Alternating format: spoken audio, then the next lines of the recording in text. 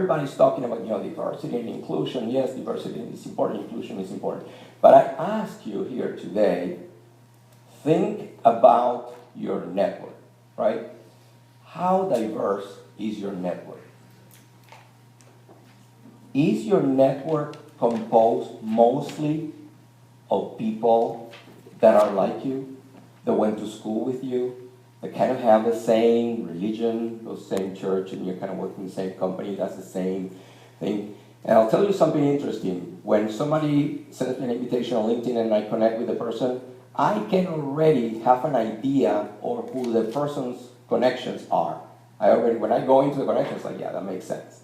When I see their connections, like, I know who they're going to be connected to, because most people are connected to people that are in their same line of business, live in the same area, in the same.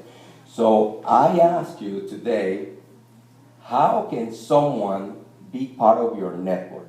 What does it take to somebody to be part of your network? People tell me, oh, look, you have a lot of connections on LinkedIn, wow, you send invitations to people and, people accept them.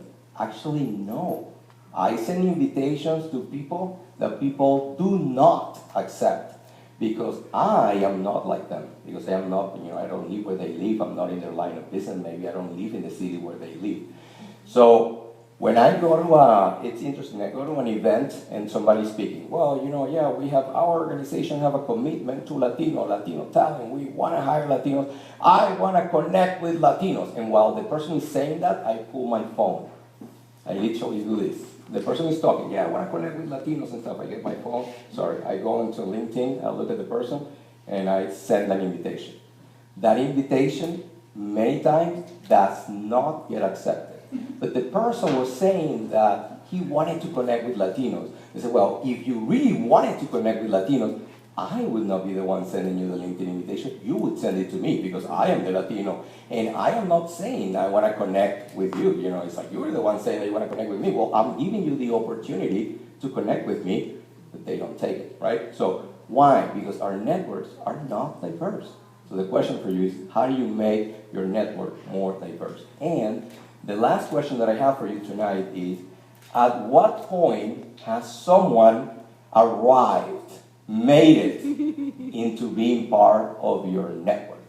How hard is it for someone to be part of your network? And it can be, you can think of it in the context digitally of, LinkedIn being your network, but also in Lori's context is, what does it take for someone to be part of your network in a way that if they call you and leave you a voicemail, you feel a motivation to call back?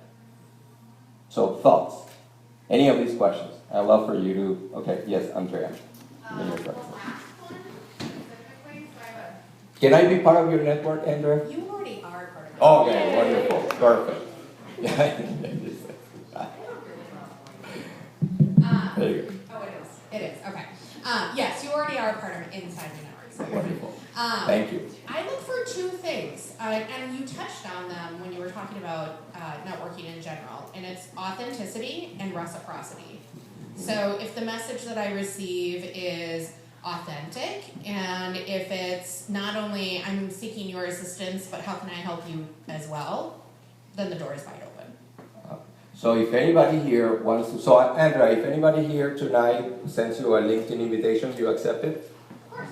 Perfect. So, but it needs to be reciprocal. You have to say, hey, how can I help you? So, by the way, remember, like I said, everybody here in this room tonight, their names are on the invitation. So you go to the Eventbrite, go down on the list, and the names are there. So, folks here in the room, if you got an invitation on LinkedIn from someone that was here tonight, and say you got an invitation on LinkedIn, it's like, all right, who's this person? But maybe you go to the Eventbrite page, and you see the person's name, it's like, oh yeah, I remember, I spoke with this person. Would you accept it? No? Okay. So microphone? If I Yeah. talked to someone in person at this event, and I felt like I got to know them, I would accept it. But I don't want to be in a position of someone wanting to meet that person through me, and I would say, I don't even know who that is, how did I ever meet that person? Yeah. So I would actually want to have a really solid, set of LinkedIn contacts that I actually know, and I feel like I can at least represent who they are. Wonderful. Thank you so much. So we're going to talk as part of the conversation tonight about, differences in how people see networking, and what's fascinating is that way in which you see it is not how, so different people look at it different ways, right? So that's kind of interesting to see each other's perspective. So here's one important perspective. So what's your name? Karen. So I sent Karen an invitation, and she may know who I am, but she may feel that maybe she doesn't know enough about me, that she doesn't want to be in a weird position, right? Somebody says, oh, Luis, it's like, Luis, right? So then she may not accept my invitation. So that's important. Or I might feel like you're just going to use my connections. You're going to say, oh, and reach out to people in my network. And say, they'll oh, I'm a think- friend they'll of think, well, Karen. like, well, he must be great because he is linked in with Karen, and I know Karen really well. So I think maybe more of a female way of thinking about networking, and it's very based on the trust piece. Thank you. So It's maybe a gender piece there, okay? All right, thank you. Anybody else has any thoughts on, okay, Carl? Just on the diversity of network, you can have diverse networks by having diverse interests, and by connecting across personal interests where it's not it's sector agnostic, it's career agnostic, but it's because we love soccer or because we do things together. And to have weird friends across sectors because you're interested in the same things is both a fulfilling personal and professional way to live. I love that. Okay, Mimi. And I just want to say something quickly about Carl. So Carl is an amazing guy. This guy is a poet. So the funny thing was, I went to an event in Edina, and I get there, and I'm like I was like in Sesame Street. I'm the one that is not like the other. And when I get there, and it's just like, oh, Luis, you are here. Yeah, I'm here. But like, you don't live here. It's like, well, no, I don't live here. But so like, who do you know here? Like, how is it possible that you made it to this place where people were doing that to me? But somebody didn't do that, and that was Carl. So he actually came. So he was the one. So he was one of the people presenting. So like, I should have been the one going to him and say, wow, Carl, you were amazing, because I really love what he did. But he actually was the one coming to me and saying, hey, Luis, I'm so happy that you're here. Hey. I was like, wow, that's amazing. Talk about making other people feel welcome is to going and extending a welcoming comment. And so thank you for doing that, Carl.